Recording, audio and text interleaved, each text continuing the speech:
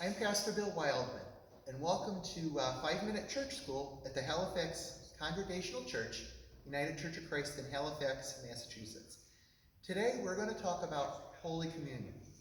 Communion is what we call in our church a sacrament, which means an action that Jesus gave to us by his own example and asked us to do for a special reason. He asked us to take part in Holy Communion in order to remember him. And that's the single most important part of Holy Communion in whatever church you may participate in with it, is the fact that we remember Jesus through it. Now, if you would like to participate with me, if you want to pause the video and grab something to eat and drink, if you have bread or grape juice or even anything at all, you can do to take part of it. And then when you're ready, go ahead and restart the video. Now, Holy Communion is based off of the idea of a meal. Jesus gave it to us at the Last Supper, his last meal of his disciples before his death. And he gave it to them, as I said earlier, as a way to remember him. During the Passover Seder, which was the meal that they were eating, they took bread at different points and said different blessings over it. Jesus took bread. I have a rice cracker here, which is one type of bread.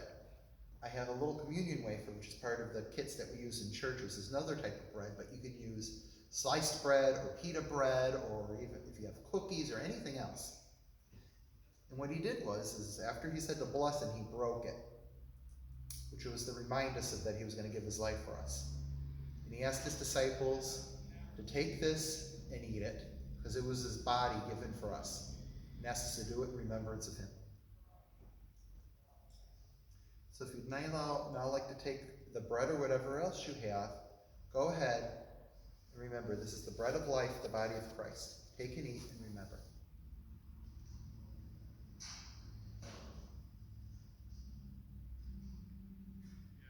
At the end of the meal, Jesus took the cup. Now, they drank wine at the Passover Seder that Jesus was at. I have a little bit of water in this cup. I also have grape juice here too from the communion cups that we use here at church. You can use milk, juice, water, whatever you have available.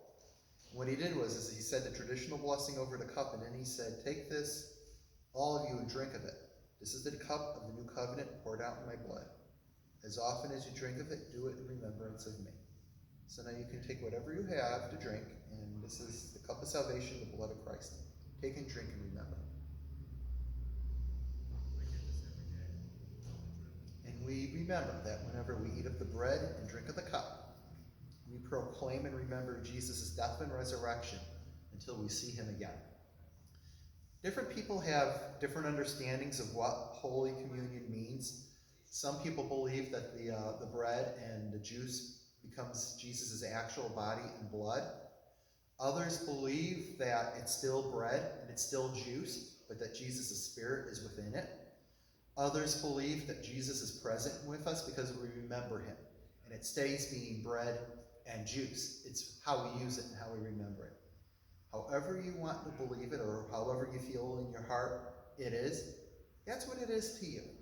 And I want you to feel confident and affirmed that Jesus is with you, however you celebrate and think about Holy Communion. Thank you for joining me. Have a great week. May God bless you.